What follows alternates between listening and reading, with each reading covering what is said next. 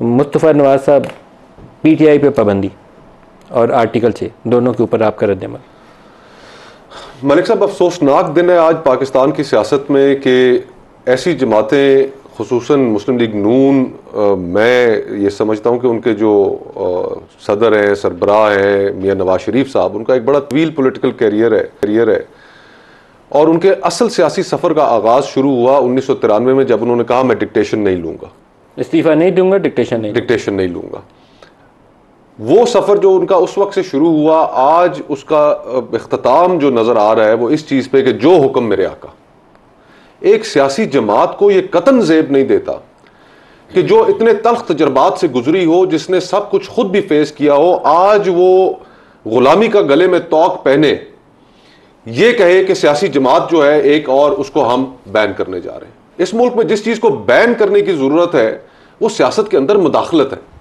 उसको बैन करने की कोई सियासी जमात बात नहीं करती। तमाम सियासी जमातें इस चीज़ के ऊपर कल्बी तौर पर, जहनी तौर पर यकसू हैं कि हमने जिनकी सियासत के अंदर मुदाखलत बैन होनी चाहिए उनके साथ हमने अलाकार बनना है, उनको इस्तेमाल करना है, इस्तेमाल करके हुकूमत में आना है। उस बैन करने को उस तरफ नहीं जाते ये।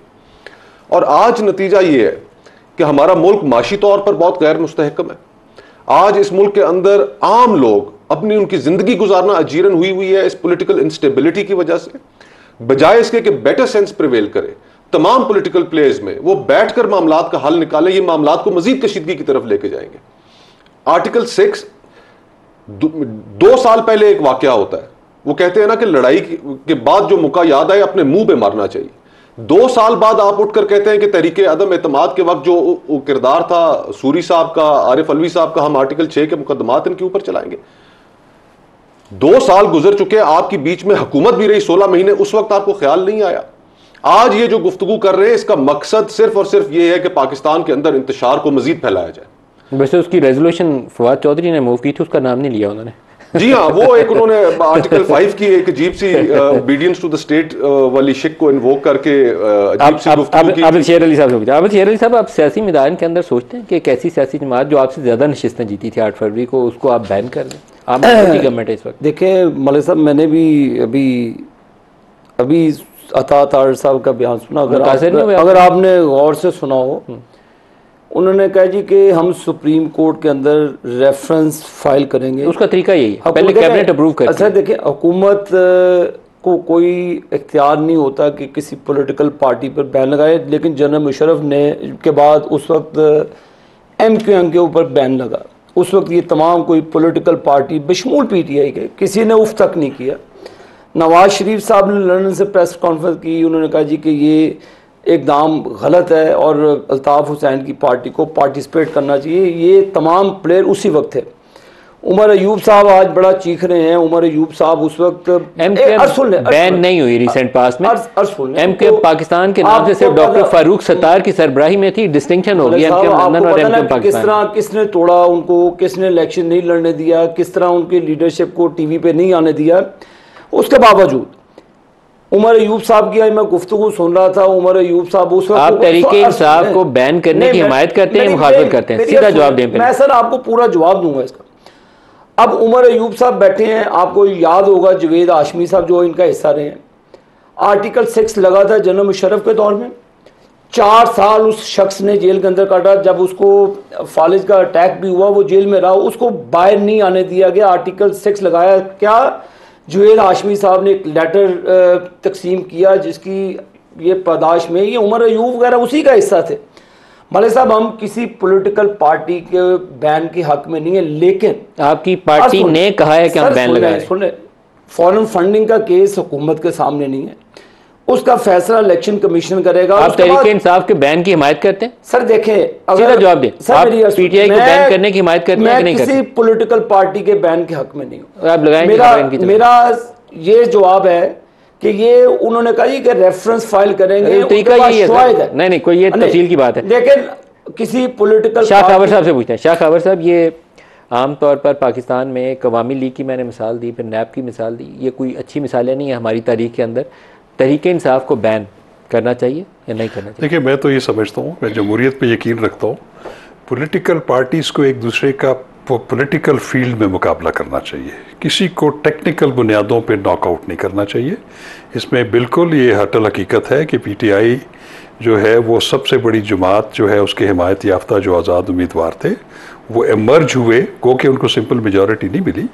तो मैंडेट को तस्लीम करना और उसकी अहमियत को जो तस्लीम करना, ये मैं समझता हूँ बहुत ज़रूरी है, ये जमहूरियत की रूह है।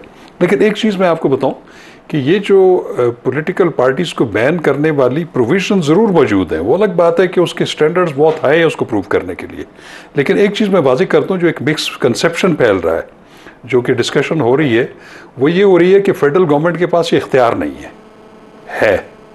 बहुत ही एक्सट्रीम स्टेप के बाद ये है, वो ये है कि सेक्शन 17(2) जो है आईन पाकिस्तान की, वो ये कहती है कि जब फेडरल गवर्नमेंट मुतमईन हो कि कोई पॉलिटिकल पार्टी पाकिस्तान की सिक्योरिटी और इंटेग्रिटी के अगेंस्ट काम कर रही है, तो वो एक डिक्लेरेशन इशू करके उसको बैन कर सकती है, एक नोटिफिकेशन इशू कर सकती है।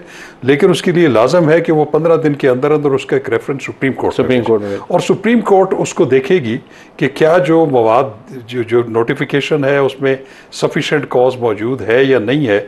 अगर वो उसको रिजेक्ट कर दे तो वो डिफीट हो जाएगी, और अगर वो उसको अपहोल्ड करे तो उसके बहुत ज़्यादा कॉन्सिक्वेंसेस हैं। फिर वो दफ़ा 213 के तहत वो पॉलिटिकल पार्टी जो है वो न सिर्फ बैन होती है, बल्कि उसके जितने अरकान असम्बली हैं, चाहे कौमी असम्बली है, सेनेट है, सूबाई असम्बली है, इवन लोकल बॉडीज़ के, वो तमाम रिमेनिंग टर्म के लिए डिस्क्वालीफाई हो जाते हैं। ठीक है, अब बात ये है कि एक चीज़ मुझे तहरीक इंसाफ को बैन होना चाहिए। मैं तो पहले कह दिया कि देखिए, ये जब फॉरेन फंडिंग का केस हुआ था, तहरीक इंसाफ को बैन होना चाहिए। मैं कहता हूं कि किसी भी पॉलिटिकल पार्टी को बैन नहीं करना चाहिए, सियासी मैदान में सियासी मुकाबला करें। एक चीज़ जो सलमान अकरम राजा साहब, हमने आपसे पिछले हफ्ते भी डिस्कस की थी, अज़मा बीबी भी साथ थी, उस वक्त लगता था कि शायद ये अभी क्या सराई है, लेकिन ये क्या सराई नहीं थी, इसकी तैयारी थी और आज उसकी बाकायदा अनाउंसमेंट होगी। अब इसके ऊपर आपका रद्दमल और स्ट्रेटजी और हिकमत अमली क्या होगी? देखिए, एक बचकाना सी हरकत है। मुझे तो ये सोचकर अफसोस होता है कि हमारा मुल्क किस सतह के लोगों के इस वक्त कब्ज़े में है। कौन ये मंसूबा साज हैं जो बैठकर ये सोचते हैं? ये बिल्कुल मुझे लगता है कोई खिलंडरे से बच्चे सड़क से उठकर अंदर आते हैं और सोचते हैं ये हम कर दें। इसमें ना फरासत है, ना इसमें कोई तारीख़ का इदराक है, ना इसमें कोई मुस्तकबिल की समझ है, ना हाल के हवाले से ये सोचते हैं कि इस मुल्क में अफरा तफरी फैलाकर लोगों को मायूस करके हम इस मुल्क के लिए क्या हासिल करेंगे। तो मुझे तो अफसोस होता है। देखिए, इससे कुछ नहीं होगा, कोई बैन नहीं कर सकता पीटीआई को, कोई अदालत ये नहीं करेगी। बैन एक मज़ाक़ा खेज़ बात है। नेशनल अवामी पार्टी को बैन किया था 1975 में, पीपल्स पार्टी की गवर्नमेंट ने रेफरेंस की और उस वक्त के सुप्रीम कोर्ट ने इंतहाई एक अफसोसनाक फैसले में उस बैन को अपहोल्ड किया।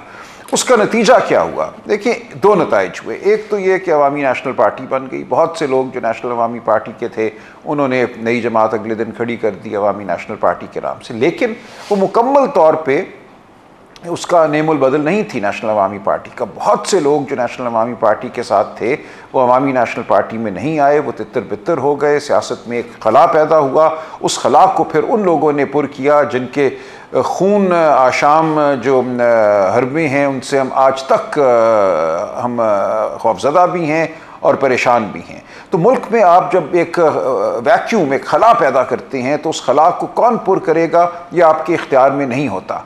पीटीआई इस वक्त मुल्क की सबसे बड़ी जमात है। मुल्क का जो यूथ है, जो तबका है 25 से आप कह लीजिए 40 साल तक की उम्र का, उसमें एक बहुत ही बड़ी तादाद इस जमात के साथ मुंसलिक है। आइंदा के बारे में जो लोग ख्वाब देखते हैं, जो उम्मीदें रखते हैं, वो इस जमात से मुंसलिक हैं। अगर आप ऐसा करते हैं तो आप उन तमाम लोगों को मुतनफ़र करते हैं रियासत से। और देखिए, पीटीआई कोई लिसानी जमात नहीं है, इसकी सियासत लिसानियत पर मबनी नहीं है, ये सूबाई जमात नहीं है, ये किसी फ़िरके से मुंसलिक जमात नहीं है। ये पाकिस्तानियत का जो हमारा एक राइज तसव्वुर है, ऐन उसके वस्त में खड़ी हुई एक जमात है। ये हर तरह से पाकिस्तान के तमाम उन नज़रियात को उजागर भी करती है, उनको आगे लेकर भी चलती है जिनको हम समझते हैं कि पाकिस्तानियत का वो एक अहम तरीन जुज़्व हैं। नज़रिया पाकिस्तान आप कह लें, मैं लफ्ज़ इस्तेमाल नहीं करना चाहता था। ऐसी जमात को अगर आप कहते हैं, जबकि वो पार्लिमान में भी सबसे बड़ी जमात हो, वो माशरे में भी सबसे बड़ी जमात हो, कोई इंतहाई बेवकूफ़ शख्स ये सोच सकता है कि ऐसी जमात को वो बैन करेगा और मुल्क जो है वो चलना शुरू हो जाएगा तरक्की और फलाह की राह पे। तो इस वक्त ज़रूरत ये है कि इस बैन से ज़्यादा हम उन लोगों की फ़िक्र करें जिन्होंने ये सोचा कि वो ऐसा कर सकते हैं। सुप्रीम कोर्ट में इनको हज़ीमत के सिवा कुछ नहीं मिलेगा, मैं आपको यकीन दिलाता हूँ। लेकिन ये सोचने वाले जो लोग हैं असल में इस मुल्क के वो दुश्मन या नादान दोस्त हैं जिनसे हमें छुटकारा हासिल करना हो। क्या PMLN खुद ये सोच रही है? ये एक सवाल है जो मेरे जहन में आता है। क्या नवाज शरीफ ये सोच रहा होगा कि PTI को बैन कर दूं ताकि उसकी पार्टी के लिए खुला मैदान हो जाए? तो मेरा जवाब तो नहीं में आता है। नवाज शरीफ कम अज़ कम, अगर वो सियासतदान ही वही है सियासतदान जो पिछले 15-20 साल इस्टेब्लिशमेंट से उसकी हर दूसरे साल लड़ाई होती थी, तो फिर तो उसके दिमाग में ये सोच नहीं आनी चाहिए। शहबाज शरीफ का एक छोटा सा बयान है जो FB उन्होंने दिया, लेकिन गलत जगह पे वो बयान आया, लेकिन उसकी रिफ्लेक्शन पॉलिटिकल थी, जिसमें वो कहते हैं कि कोई दबाव नहीं लूंगा, इस्तीफा दे दूंगा। ज़रा सुन लिए, फिर मैं आगे इसके ऊपर गुफ्तगू बढ़ाता हूँ। I will quit, but I will not come under any pressure. This you must know loud and clear, and I want to make it loud and clear. I will quit, but I will not come under any pressure. This you must know loud and clear, and I want to make it loud and clear.